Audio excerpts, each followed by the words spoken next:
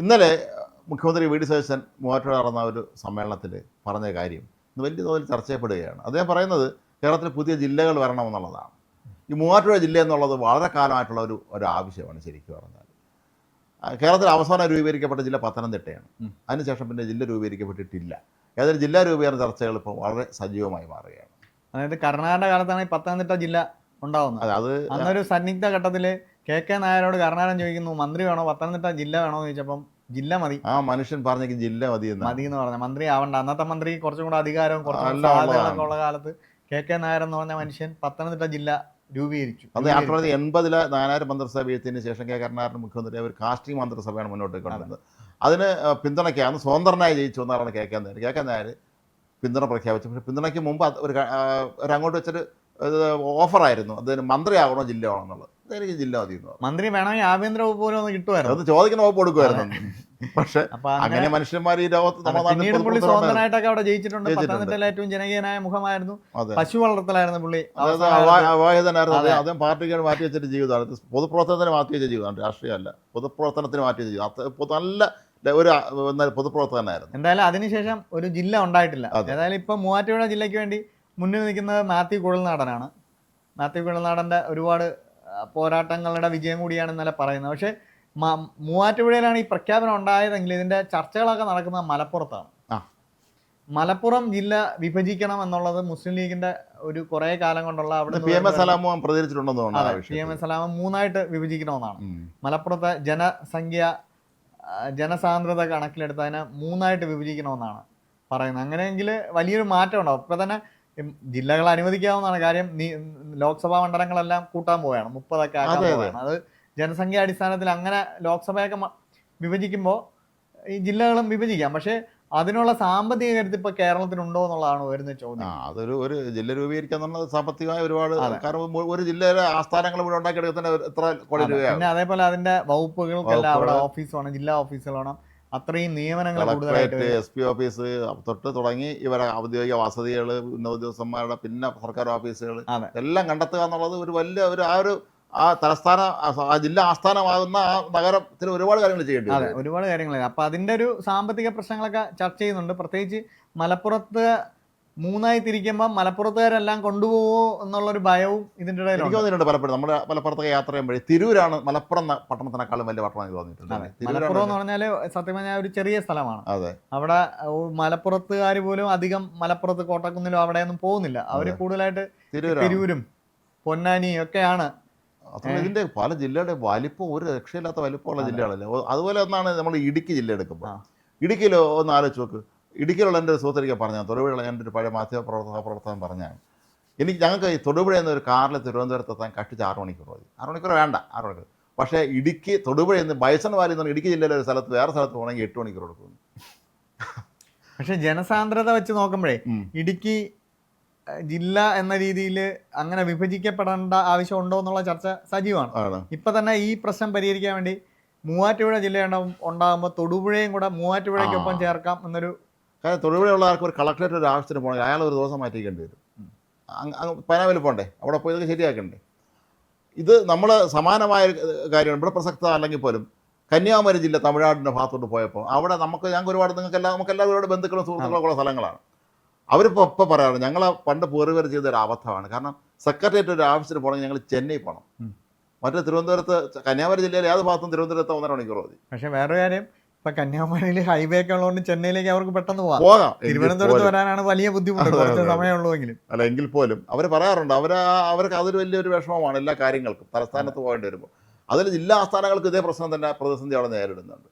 പക്ഷേ തൊടുപുഴ മൂവാറ്റുപുഴയിലേക്ക് മാറ്റാൻ അനുവദിക്കില്ല എന്നാണ് കേരള കോൺഗ്രസ് ജോസഫ് ഗ്രൂപ്പിന്റെ ഉറച്ച നിലപാട്.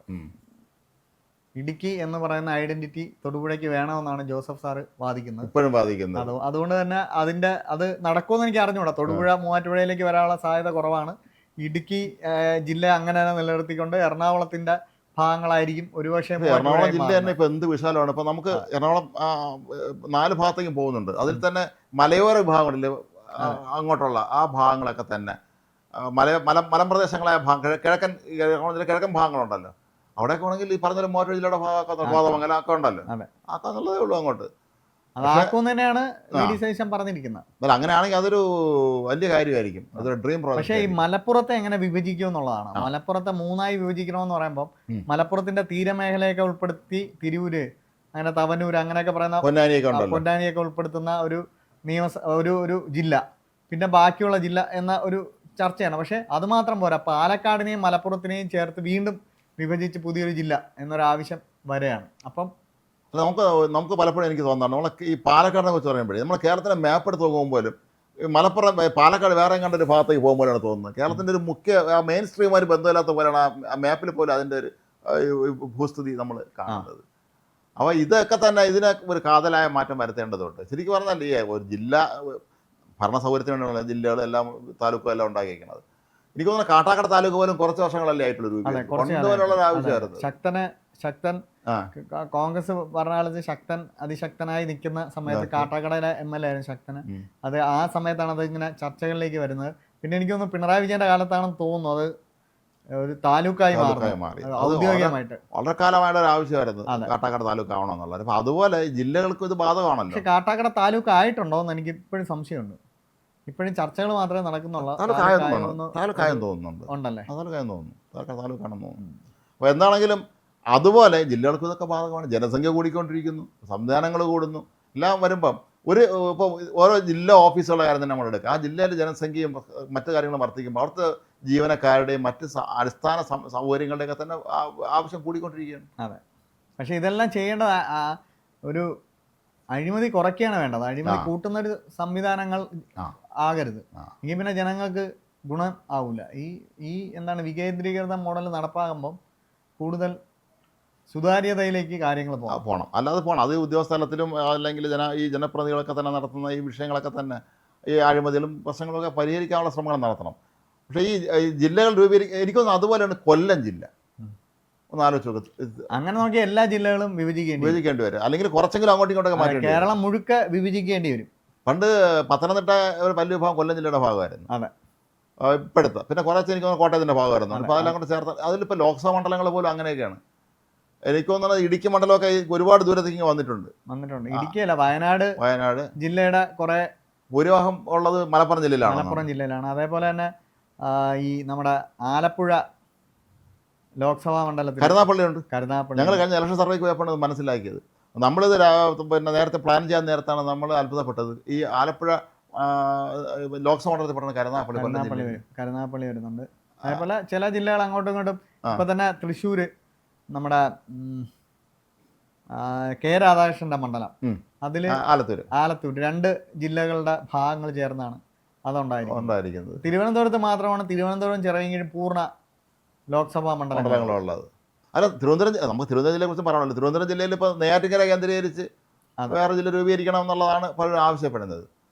അതിന് കുറച്ച് കാര്യമുണ്ട്. തിരുവനന്തപുരം ജില്ല നമുക്കൊന്ന് ആലോചിച്ച് നോക്കുക. അങ്ങ് കളിയിക്കോളോട്ട് ഇവിടെ വർക്കല, ഈ പാരിപ്പള്ളി, ഇതെല്ലാം കടൽ പോലെ കിടക്കുകയാണ് വിശാലമായിട്ട്. പക്ഷെ ഇതൊക്കെ വളരെ കൃത്യമായി വിഭജിക്കപ്പെട്ടില്ലെങ്കിൽ ഇത് വേറെ വലിയ വിഭജിക്കപ്പെട്ടില്ലെങ്കിൽ ഗുണത്തെ കളർ ദോഷം ഉണ്ടാവും സമയത്ത്. അപ്പൊ അതുകൊണ്ട് അതിന് കൃത്യമായ സംവിധാനങ്ങൾ ഏർപ്പെടുത്തി, പിന്നെ ജാതി അടിസ്ഥാനത്തിൽ ശക്തി പ്രാപിക്കുന്ന തരത്തിൽ ഒരു ജില്ലയും രൂപീകരിക്കരുത്. അതെ അതെ, സാമുദായിക സന്തുലിതാവസ്ഥയ്ക്ക് വേണ്ടി. ഇപ്പം തിരുവനന്തപുരം, ഞാൻ പറഞ്ഞ തിരുവനന്തപുരത്തിന്റെ ഒരു പ്രത്യേക മേഖല മാത്രമായി വിഭജിച്ചെടുത്താൽ അവിടെ ഒരു പ്രത്യേക ജാതിക്കോ മതത്തിനോ ഭൂരിപക്ഷം കിട്ടുന്നൊരു അവസ്ഥ വരും. അത്തരം ഒരു എന്താണ് എല്ലാ സന്തുലനവും പാലിച്ച്, അത് മലപ്പുറത്താണെങ്കിൽ പോലും എല്ലാ സന്തുലനവും പാലിച്ചുള്ള ജില്ലാ വിഭജനം വേണമെങ്കിൽ കേരളം മൊത്തത്തിൽ തന്നെ എടുത്തിട്ട് ഈ സന്തുലിതാവസ്ഥകൾ ഇല്ലാതാക്കുന്ന തരത്തിലേക്കുള്ള ഒരു വിഭജനത്തെ പറ്റി നമ്മൾ ചിന്തിക്കണം. വളരെ ക്രിയാത്മകമായിട്ട്. അത് ഏതായാലും അത് മുഖ്യമന്ത്രി വി.ഡി. സതീശന്റെ പ്രഖ്യാപനം വളരെ നല്ല കാര്യമാണ്. പക്ഷെ അതിന് ഇറങ്ങുമ്പോൾ അത് കൃത്യമായ പ്ലാനിങ്ങോടുകൂടി തന്നെയാണ്. അല്ലാതെ ഞാൻ പറഞ്ഞ മതത്തിന്റെ അടിസ്ഥാനത്തിലേക്ക് ജില്ലകളെ ചുരുക്കുന്ന തരത്തിലേക്ക് പോകാത്ത തരത്തിൽ, എല്ലാവരെയും ഉൾക്കൊള്ളുന്ന തരത്തിൽ, എന്താണ് പ്രകൃതി എല്ലാം മാനിച്ചുകൊണ്ടുള്ള ഒരു ജില്ലാ രൂപീകരണം വേണ്ടത്. അതിന് വി.ഡി. സതീശനെ സംബന്ധിച്ചിടത്തോളം അദ്ദേഹം എല്ലാ കാര്യം നല്ല അറിവുള്ള മനുഷ്യനാണ്. അപ്പോൾ ഡീലിമിറ്റേഷൻ കമ്മിറ്റി വയ്ക്കുമ്പോൾ ഡീലിമിറ്റേഷൻ കമ്മിറ്റി അങ്ങനെയാണ്. അതായത് നിലവിലെ ജില്ലയെ വിഭജിക്കുക എന്നതിലുപരി കേരളത്തെ മൊത്തം എങ്ങനെ വിഭജിച്ച് പല ജില്ലകളാക്കാം എന്ന തരത്തിലേക്ക് ജില്ലകളിൽ തന്നെ വരുത്താൻ പറ്റുന്ന മാറ്റങ്ങൾ ജില്ലകൾ രൂപീകരിക്കുമ്പോൾ അതൊക്കെ ഇങ്ങോട്ട് ചേർക്കാം. അങ്ങനെ ഒരു സമഗ്രമായ കാര്യം. മണ്ഡല പുനഃക്രമീകരണം ഉണ്ടല്ലോ, നിയമസഭാ മണ്ഡല പുനഃക്രമീകരണം കാലാകാലങ്ങളിൽ നടക്കാറുണ്ട്. അപ്പം ഒരു മണ്ഡലത്തിലുള്ള സാധനം ഇപ്പം തന്നെ കോർപ്പറേഷൻ തെരഞ്ഞെടുപ്പിൽ നമ്മൾ കാണും, നമ്മൾ ഒരു തെരഞ്ഞെടുപ്പിൽ വോട്ട് ചെയ്യുന്ന വാർഡായിരിക്കില്ല അടുത്ത തെരഞ്ഞെടുപ്പിൽ പുനഃക്രമീകരിക്കും. അതേപോലെ ഞാൻ പറഞ്ഞില്ലേ, ഒരു സാമുദായിക അടിസ്ഥാനത്തിലുള്ള പുനഃക്രമീകരണം മാറണം. പകരം ജനസംഖ്യ അടിസ്ഥാനത്തിലോ വേറെ എന്തെങ്കിലുമൊക്കെ മാനദണ്ഡം കൊണ്ട് വളരെ ക്രിയാത്മകമായിട്ടുള്ള മാറ്റങ്ങളായിരിക്കണം വേണ്ടത്. ഏതായാലും മുഖ്യമന്ത്രി വി ഡി സതീശൻ ഇക്കാര്യത്തിൽ നമുക്ക് എല്ലാ പിന്തുണയും പ്രഖ്യാപിക്കാം. കാരണം വലിയ നേരത്തെ കേരളം ഭരിച്ചിരുന്ന വലിയ മഹാന്മാരായ മുഖ്യമന്ത്രിമാർക്കും സാധിക്കാത്ത കാര്യമായിരിക്കും ഒന്നിലധികം ജില്ലകളിൽ രൂപീകരിക്കുക എന്ന് പറയുന്നത്. അങ്ങനെയാണെങ്കിൽ അത് പിന്നെ നമ്മുടെ മുഖ്യമന്ത്രി വി ഡി സതീശൻ എക്കാലത്ത് അതിൻ്റെ പേരിൽ അദ്ദേഹം ഓർമ്മിപ്പിക്കപ്പെടുകയും ചെയ്യും. പക്ഷേ നേരത്തെ രമേശ് പറഞ്ഞ പോലെ ആ രൂപീകരണം പക്ഷേ കൃത്യമായിരിക്കണം. ആരുടെയും താല്പര്യങ്ങൾ സംരക്ഷിച്ചു ഒന്നും പാടില്ല. നമ്മുടെ നാടിൻ്റെ സംരക്ഷണം, ജനങ്ങളുടെ താല്പര്യം സംരക്ഷിച്ചുകൊണ്ട് മാത്രമേ അത്തരത്തിലുള്ള കാര്യങ്ങളിലേക്ക് പോകാവൂ.